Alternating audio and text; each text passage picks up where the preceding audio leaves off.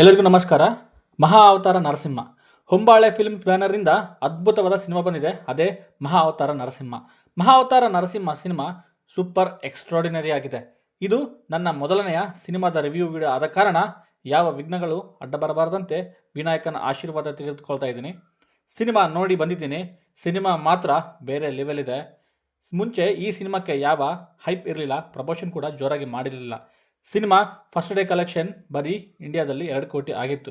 ಆದರೆ ಸಿನಿಮಾ ಬಂದಿರುವ ರೀತಿ ಜನರನ್ನ ಹುಚ್ಚೆಬ್ಬಿಸಿದೆ ಅಂತಲೇ ಹೇಳಬೇಕು. ನಾರ್ತ್ ಇಂಡಿಯಾದಲ್ಲಿನೇ ಸಂಡೇ ಬರೋಬ್ಬರಿ 11 ಕೋಟಿ ಕಲೆಕ್ಷನ್ ಆಗಿದೆ ಅಂದರೆ ಲೆಕ್ಕ ಹಾಕಿ.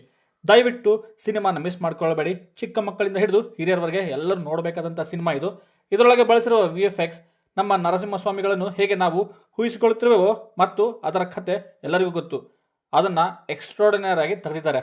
ಸಿನಿಮಾ ಸ್ಟಾರ್ಟಿಂಗ್ ನಮ್ಮ ಅಪ್ಪು ಸರ್ನ ನೆನೆಯುತ್ತಾ ಆರಂಭವಾಗುತ್ತದೆ. ಕಶ್ಯಪ ಬ್ರಹ್ಮ, ಹಿರಣ್ಯಾಕ್ಷ, ಹಿರಣ್ಯಕಶಿಪು, ಪ್ರಹ್ಲಾದ ನಡೆಯುತ್ತಿರುವ ಸಾರಾಂಶವನ್ನು ಕಣ್ಣಿಗೆ ಕಟ್ಟು ಹಾಗೆ ತೆಗೆದಿದ್ದಾರೆ. ಸಿನಿಮಾ ಕ್ಲೈಮ್ಯಾಕ್ಸ್ ಅಂತೂ ಎಕ್ಸ್ಟ್ರಾಡಿನರಿ, ಅಲ್ಟ್ರಾ ಎಕ್ಸ್ಟ್ರಾಡಿನರಿ ಅಂತಲೇ ಹೇಳಬೇಕು. ಸಿನಿಮಾ ಎಲ್ಲೂ ಕೂಡ ಬೋರಿಲ್ಲ.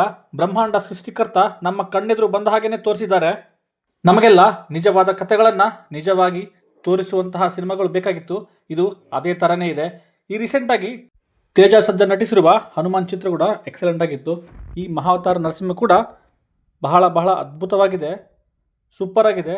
ಎಲ್ಲರೂ ಥಿಯೇಟರ್ಗೆ ಹೋಗಿ ನೋಡಿ ಎಕ್ಸ್ಪೀರಿಯನ್ಸ್ ಮಾಡಬೇಕಾದಂಥ ಸಿನಿಮಾ ಇದು. ಮುಂದೆ ಮತ್ತೊಂದು ವಿಡಿಯೋ ಜೊತೆಗೆ ಬರ್ತೀನಿ. ಅಲ್ಲಿವರೆಗೂ ಧನ್ಯವಾದಗಳು. ಸರ್ವೇ ಜನ ಸುಖಿನೋ ಭವಂತು. ಜೈ ಹಿಂದ್.